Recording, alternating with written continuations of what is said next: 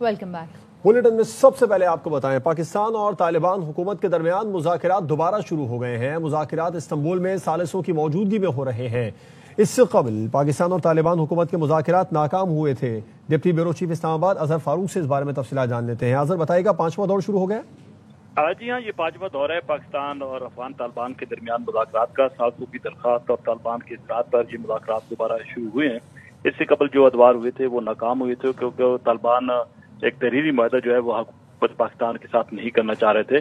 पाकिस्तान का एक वाज़ेह और असूली मौक़िफ़ है कि अफगान सरजमीन दहशतगर्द अनासर पाकिस्तान के खिलाफ इस्तेमाल ना करें, और अफगान हुकूमत को चाहिए कि वो ऐसे अनासर की सरगोबी करें, और वहाँ पर जो खवारिज की सरपरस्ती अफगान तालिबान की तरफ से की जा रही है उसका फौरी तौर पर तदारुक किया जाए। इसके साथ साथ पाकिस्तान का ये भी वाज़ेह मौक़िफ़ था कि जितनी भी मामलात हैं वो तहरीरी शक्ल में सामने लाए जाएं, लेकिन उसमें डेडलॉक आ गया था। उसके बाद सालिसों ने भी किरदार अदा किया और तालिबान ने भी ख्वाहिश का इज़हार किया कि मुज़ाकरात का अमल जो है वो दोबारा शुरू किया जाए।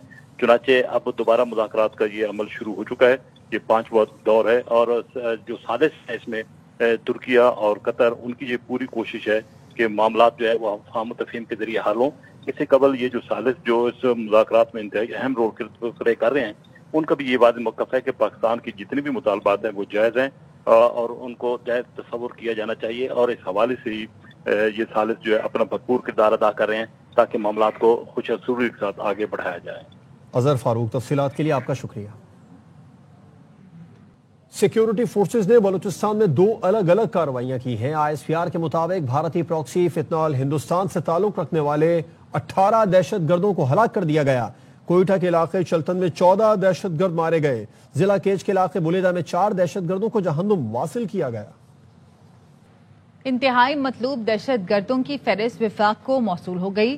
फहरिस्त खैबर पख्तूनख्वा की हुकूमत की जानिब से वजारत दाखिला को भिजवाई गई। वजारत दाखिला ने तमाम सूबों को फहरिस्त इरसाल कर दी। फहरिस्त में 1349 इंतहाई मतलूब दहशतगर्दों के कवायद शामिल हैं। फहरिस्त में शामिल दहशतगर्दों की सर की कीमत भी मुकर्रर है। 59 दहशतगर्दों की सर की कीमत 1 से 3 करोड़ रुपए तक मुकर्रर है। कुरम के काजिम खान के सर की कीमत 3 करोड़ रुपए, दहशतगर्द कमांडर अमजदुल्लाह के सर की कीमत 2 करोड़ रुपए मुकर्रर है। बाजोड़ के मौलवी फकीर मोहम्मद का नाम भी शामिल है, उसके सर की कीमत 1.5 करोड़ रुपए मुकर्रर है।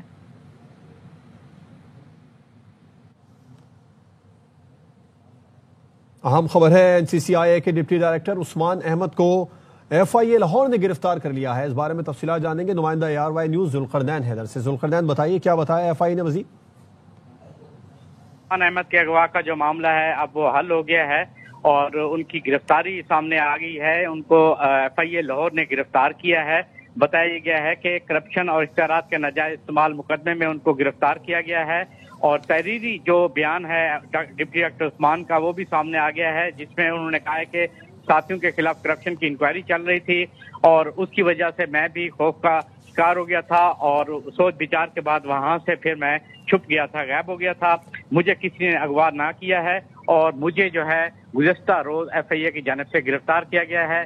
FIA की लाहौर में अदालत में जो है इनके तहरीरी बयान भी जमा करा दिया गया है और FIA लाहौर ने उनका 3 रोजा जिस्मानी रिमांड भी ले लिया है। जुल्करनैन, आपका शुक्रिया तफसीलात के लिए।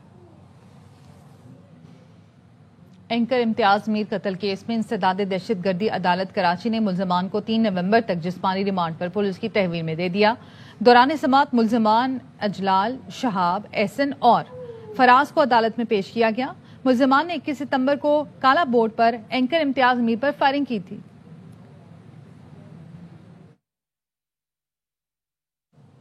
अहम मुलाकात के बारे में आपको बताएं, सदर आसिफ जरदारी से वजीर आजम शहबाज शरीफ की मुलाकात आज होगी। शाम 7 बजे ऐवान सदर में होने वाली मुलाकात में बिलावल भुट्टो और पीपल्स पार्टी का वफ्द भी शरीक होगा। नून लीग के रहनुमाओं का वफ्द भी मुलाकात में शरीक होगा। जराए के मुताबिक लीगी वफ्द की गुज़िश्ता मुलाकात की पेशरफ्त बात होगी, जबकि वज़ीर दाखिला मोहसिन नकवी भी शाम 4 बजे जरदारी हाउस में बिलावल भुट्टो से मुलाकात करेंगे। मुलाकातों के बाद वज़ीर आज़म आज़ाद कश्मीर के लिए उम्मीदवार का बाज़ाब्ता ऐलान होगा। आज़ाद कश्मीर में तहरीक अदम एतमाद पेश करने के वक्त का तयन भी किया जाएगा। आपको बताएं कि सदर आसिफ जरदारी से वज़ीर आज़म शहबाज शरीफ की मुलाकात आज होने जा रही है। शाम 7 बजे ऐवान सदर में होने वाली मुलाकात में बिलावल भुट्टो और पीपल्स पार्टी का वफ्द भी शामिल होगा। नून लीग के रहनुमाओं का वफ्द भी मुलाकात में शरीक होगा, जबकि जराए के मुताबिक लीगी वफ्द की गुज़िश्ता मुलाकात की पेशरफ्त पर बात होगी, جبکہ وزیر داخلہ محسن نقوی بھی شام 4 بجے زرداری ہاؤس میں بلاول بھٹو سے ملاقات کریں گے۔ خبر آپ کو دیں گے، آزاد کشمیر میں حکومت سازی کے معاملے پر پیپلز پارٹی میں اختلاف رائے۔ وزیر اعظم آزاد کشمیر کے نام پر پی پی قیادت اور ایم ایل ایز میں اختلافات۔ چودھری یاسین کے نام پر پارٹی میں شدید تحفظات سامنے آئے ہیں اور پی پی قیادت مخالفت کے خدشے پر وزیر اعظم کے لیے نام سامنے نہیں لا رہی ہے۔ جہانگیر خان ہمارے ساتھ موجود ہیں، ان سے مزید جانیں گے۔ بتائیے گا جہانگیر۔ یاسین کے نام پر پارٹی میں شدید تحفظات سامنے آئے ہیں۔ پیپلز پارٹی آزاد کشمیر کے مضبوط دھڑے کو چودھری یاسین کے حوالے سے شدید تحفظات ہیں۔ پیپلز پارٹی آزاد کشمیر کے ایم ایل ایز کا ایک تگڑا دھڑا چودھری یاسین کا مخالف ہے اور خصوصاً آزاد کشمیر کی مہاجر نشستوں پر منتخب ہونے والے ایم ایل ایز کے چودھری یاسین کے حوالے سے تحفظات ہے، کیونکہ انہوں نے ماضی میں آزاد کشمیر کی مہاجر نشستیں ختم کرنے کا مطالبہ کیا تھا۔ قیادت نے پارٹی تحفظات سامنے آنے پر امیدوار کے نام کا ابھی تک اعلان نہیں کیا، جبکہ پیپلز پارٹی قیادت کو چودھری یاسین سے متعلق جو تحفظات ہے پارٹی کے، ان کو بھی اس حوالے سے آگاہ کر دیا گیا ہے۔ مہاجرین نشستوں والے جو ایم ایل ایز ہیں وہ چودھری لطیف اکبر کے حامی ہیں اور یہ بھی تحفظات سامنے آ رہے ہیں کہ پیپلز پارٹی کے ایم ایل ایز کو کہ میرپور ڈویژن سے ہی وزیر اعظم کا انتخاب کیوں کیا جا رہا ہے، کیونکہ ماضی میں بھی پیپلز پارٹی کے 2 جو وزیر اعظم رہ چکے ہیں ان کا تعلق میرپور ڈویژن سے تھا، جبکہ صدر آزاد کشمیر بیسر سلطان محمود چودھری کا تعلق بھی اس وقت میرپور ڈویژن سے ہے۔ تو ایک ہی وقت میں صدر اور وزیر اعظم کا ایک ڈویژن سے ہونا کارکنوں میں اضطراب کا باعث بنے گا۔ اس حوالے سے اب کل پارلیمانی پارٹی کا اجلاس ہے جس میں تحفظات کو دوبارہ سنا جائے گا۔ ٹھیک ہے، بہت شکریہ آپ کا۔ خبریں اور بھی ہیں آپ تک پہنچائیں گے ایک بریک کے بعد، ہمارے ساتھ رہیے۔ Welcome back. اب آپ کو بتائیں، وزیر اعلیٰ سہیل آفریدی نے صوبائی کابینہ کے لیے پہلے مرحلے میں 10 ارکان کی فہرست تیار کر لی ہے۔ پشاور سے مینا خان آفریدی اور کوہاڑ سے آفتاب عالم کابینہ کا حصہ ہوں گے۔ ہری پور سے پی ٹی آئی کے چیف ویپ اکبر ایوب خان، چارسدہ سے عارف احمد زئی اور ضلع خیبر سے عدنان قادری کابینہ کا حصہ ہوں گے۔ نوشہرہ سے سابق صوبائی وزیر خلیق الرحمان کا نام کابینہ کی ابتدائی فہرست سے خارج کر دیا گیا۔ نوشہرہ سے ادریس خٹک کو کابینہ میں شامل کیا جا رہا ہے، جبکہ مردان سے سابق وزیر خوراک ظاہر شاہ کابینہ کی فہرست میں شامل نہیں۔ مردان سے احتشام علی ایڈوکیٹ کابینہ میں شامل ہیں۔ سوات سے ڈاکٹر امجد اور میاں شرافت علی کابینہ کی فہرست میں شامل ہیں۔ بنیر سے سابق صوبائی وزیر فخر جہاں کی جگہ ریاض خان کو کابینہ میں شامل کیا گیا۔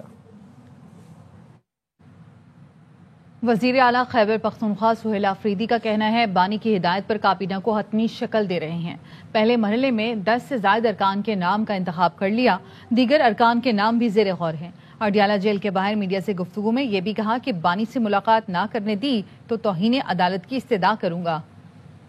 ملوانے کا آج جو ہے میں نے باقاعدہ ہائی کورٹ کے جو آرڈرز ہیں وہ سائن نہیں کر رہے تھے اور میں نے لیٹر کیا ہے تو آج ان کو ریسیو ہوا ہے، تو امید ہے کہ سائن شدہ آرڈر جو ہیں وہ مل جائیں گے تو اس پر ہی ہم پھر توہین عدالت۔ یہ احتجاج ہے کہ میں ادھر آتا ہوں اور یہ ملنے نہیں دیتے، باقی کام جو ہے عدالتوں کا ہے، وہ اپنے احکامات منوائیں۔ ہم دیواریں توڑنے والے نہیں ہیں، ہم آئین اور قانون کو توڑنے والے کو انشاءاللہ تعالی قانون کے کٹہرے میں لائیں گے۔ وہ ہدایات مل چکی ہیں اور تقریباً فائنل ہے اور جلد ہی جو ہے اس کا اعلان ہو جائے۔ ڈبل فگر میں ہوگی یا سنگل فگر میں؟ تو شاید ڈبل تک پہنچ جائے۔ کچھ لوگوں کو شکایات تھی، کل میں نے ان کو بلایا سی ایم ہاؤس میں ان سے ملا اور ان کی جتنی شکایت تھی وہ دور کر۔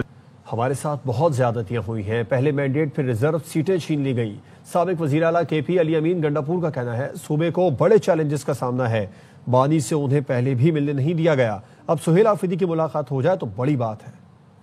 بانی پی ٹی آئی کی جانب سے عدالت کو دی گئی ناموں کی فہرست میں رد و بدل کا انکشاف۔ 1 اکتوبر کو بانی پی ٹی آئی نے جیل ملاقاتوں اور کیسز کے معاملات دیکھنے کے لیے 3 ارکان کو نامزد کیا تھا، ان میں حامد خان، بیرسٹر گوہر اور علی ظفر شامل تھے۔ طے ہوا تھا علی ظفر ہی ملاقاتیوں کے نام جیل انتظامیہ کو دیں گے۔ فہرست میں دیکھا جا سکتا ہے سلمان اکرم راجہ کا نام 2 لائنوں کے درمیان الگ لکھائی اور سیاہی سے لکھا گیا۔ ذرائع کا دعویٰ ہے سلمان اکرم راجہ کا نام علیمہ خانم کے کہنے پر شامل کیا گیا کیونکہ علی ظفر مخالف گروپ کے ہیں۔ ذرائع کا کہنا ہے خیبر پختونخوا کابینہ کے لیے بھی چند روز پہلے بانی نے مزمل اسلم اور بیرسٹر سیف کے نام دیے تھے۔ 26 نومبر احتجاج کیس میں علیمہ خانم وارنٹ گرفتاری کی تعمیل کے باوجود عدالت میں پیش نہ ہوئی۔ عدالت نے علیمہ خانم کے بلا ضمانت وارنٹ گرفتاری دوبارہ جاری کر دی ہے۔ دوران سماعت پروسیکیوٹر ظہیر شاہ نے بتایا کہ علیمہ خانم کا قومی شناختی کارڈ اور پاسپورٹ ڈیجیٹلی بلاک کر دیے گئے۔ عدالت نے علیمہ خانم اور گاڑیوں کی سپرداری حاصل کرنے والے ضامنوں کے خلاف کارروائی کی رپورٹ طلب کر لی ہے. کہا ضامنوں کی پراپرٹیز قرق کرنے کی رپورٹ پیش کی جائے. عدالت نے سپرداری پر گاڑیاں حاصل کرنے والے 4 ضامنوں کی مقتولہ جائیداد ضبط کرنے کا حکم دیا. رقم یا پراپرٹی موجود نہ ہونے پر عدالت نے ضامن عارف خان کو گرفتار کر کے جیل بھیج دیا. کراچی کے علاقے قیوم آباد کے قریب اقرا یونیورسٹی کے سامنے ڈمپنگ پوائنٹ بنا دیا گیا. گندگی اور تعفن کے باعث یونیورسٹی کے طلبہ اور علاقہ مکین مختلف بیماریوں کی زد میں ہیں. عشرت خان کی رپورٹ. جہاں ایک جانب علم کی روشنی بانٹی جا رہی ہو، وہیں دوسری جانب گندگی اور تعفن نے ماحول کو بدبودار بنا دیا. بہت مشکلات ہوتی ہے اسٹوڈنٹس کے لیے، ان کی ہیلتھ کے معاملے میں. بہت سارے بچوں کی طبیعت بھی بہت خراب ہوتی ہے، اس وجہ سے وہ آف بھی کر رہے تھے، کلاسز کا ایشو ہو رہا تھا. اس سے بیماریاں پھیلتی ہیں اور مطلب سانس وغیرہ. I am an asthma patient, مجھے پتا ہے کہ میرے لیے کتنی پرابلمز ہوتی ہیں. پھر گھر جا کے میری اتنی طبیعت خراب ہوتی ہے. I almost end up every time going to the hospital to get nebulized. گندگی کے ڈھیر، بھن بناتی مکھیاں اور اسے اڑتی دھول مٹی اور کچرا مکینوں، طالب علموں اور راہگیروں کے لیے کسی اذیت سے کم نہیں. دوسرے ممالک میں دیکھیں، انہوں نے اپنی ایک آؤٹ آف دا سٹی جگہ بنائی ہوتی ہے، وہاں پہ ڈمپنگ کرتے ہیں. تعلیمی ادارے کے سامنے یہ کچرے کا ڈمپنگ پوائنٹ صفائی کے نظام پر ایک بڑا سوالیہ نشان بنا ہے. علمی ادارے کے سامنے یہ چیز ان ایکسیپٹیبل ہے. دھواں، سموک اتنا آ جاتا ہے، کلاسوں تک پہنچ جاتا ہے، سانس لینے میں تکلیف ہوتی ہے. بہت سارا دھواں اور گندگی سب اڑ کے آ رہا ہوتا ہے، روڈوں پہ رش جمع ہوتا ہے. انتظامیہ کا کہنا ہے اس مسئلے کا حل جلد از جلد کیا جائے گا. For the meantime temporary ہے. ہم کیونکہ 6 سے 7 مہینے کا ہمیں انہوں نے وقت دیا ہے ورلڈ بینک والوں نے، اور وہ بن رہا ہے سویپ کے توسط سے. یہ صرف ایک ڈمپنگ پوائنٹ نہیں بلکہ انتظامیہ کی کھلی لاپرواہی ہے. یہی وہ منظر ہے جو یہاں کے مکینوں کو ہر روز دیکھنا پڑتے ہیں. صفائی کے اعلانات، دعوے اور وعدے تو کیے جاتے ہیں، مگر زمینی حقائق یہ ہے کہ یہاں گندگی اور کچرا ہر روز بڑھتا چلا جا رہا ہے. کیمرہ مین اماد ریاض کے ساتھ عشرت خان، ARY نیوز، کراچی. کراچی میں 54 گھنٹوں میں 11 کروڑ روپے سے زائد کے ای چالان کر دیے گئے. تیسرے دن 6000 کے قریب ای چالان ہوئے. سیٹ بیلٹ نہ لگانے پر سب سے زیادہ 3258 چالان کیے گئے. تیز رفتاری پر ای چالان کی تعداد 655 ہے. کراچی کے علاقے کورنگی سنگر چورنگی پر تیز رفتار ڈمپر کی ٹکر سے موٹر سائیکل سوار کی جان چلی گئی. 2 افراد زخمی بھی ہوئے.